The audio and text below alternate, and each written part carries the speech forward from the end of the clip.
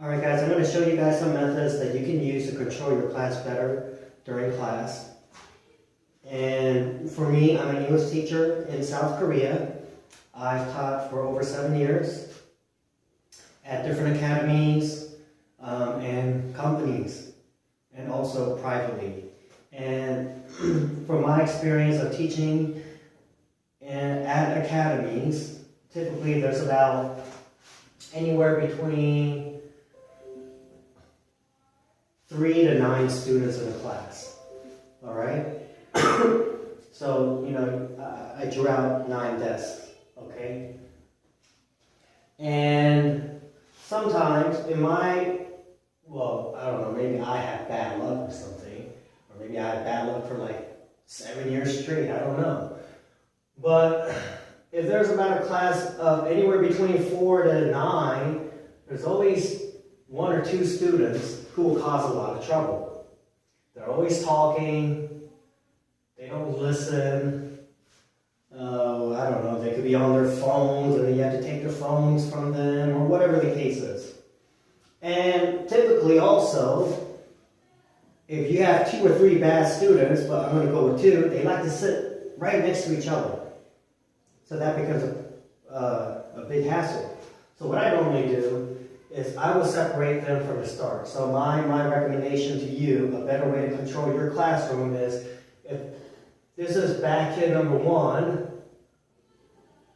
put bad kid number 2 on the other side. Okay? That way they're across from each other. Alright, that way it's harder for them to communicate. Also, if you have a silent kid, or you have a couple kids who are quiet, put them kind of here and here to get in the way. Alright? Another thing you can do is their desk tilted towards towards the wall. But not too much where they're facing the wall, but kind of it's tilted towards the wall. So now they're faced on the opposite end of each other. And it kind of makes it harder for them to talk to each other. And then while you're in class, if this is you, the teacher, kind of move around the classroom as you teach. Because you want to do that anyway, because you want to give eye contact, and you want to make sure that everyone is following you and listening to you. But another thing that helps is when you're in the middle, because sometimes they'll still try to talk to each other, you're in the middle, so you're blocking them. And you can tell them quiet down. Because when you're next to them and you tell them to quiet down, they're going to listen to you more as to if you're just right in front of them at a distance. Alright? And when you ask questions, because you want to make sure that your students are getting what you're teaching them, what you do is sometimes from my experience, it happens to be that the loud kids also like to answer questions first. So if this kid who talks a lot answers a question first, and then the second kid who wants to answer the next question will be the other kid who talks a lot. But don't call on them first. Don't do it. What you want to do is you want to call on the other students, and you want to call on like 1, 2, and then call this kid. And then don't call on this other kid who's loud, but call on 2, 3 more other students, and then call on the second kid who talks a lot. So that way they don't. They're kind of waiting for you to give them a question. So they're kind of distracted, waiting on you. So they're not talking to each other. All right. So you want to keep that kind of. You want to be very systematic, and you also want to think on different methods of how you want to control your classroom, especially if you have some loud kids. Okay. My experience is always like 1 or 2. And that's how you can control a classroom better when you have 2 students who talk a lot.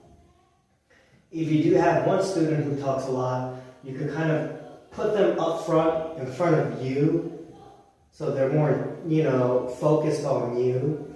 And also, you could, if you have to, pull the desk, like let's say it's just 1 student who's causing a lot of trouble, put that student in the middle or in the corner, and pull that desk up away from the other students. Alright? and you'll see it does have an impact. It is rather as a psychological impact, whatnot, but it works. So these are some methods, all right? Also on the bottom in the description, I'm going to leave a 20% promo discount to any TESOL or TEFL course from ITTT. You can use it, and when you click on it, you will already see discounts that ITTT is offering. But when you actually order an online course or an in-class course to get a certificate, they will add an additional 20% discount when it's time to pay. Alright, so I hope that helps out. I hope this helps out. If later I plan on making more videos, so if you see this, I recommend that you subscribe, and I'm going to give you more tips. And also, if you have any questions, just please ask a question on the bottom. And that's pretty much it. So I hope this helps out.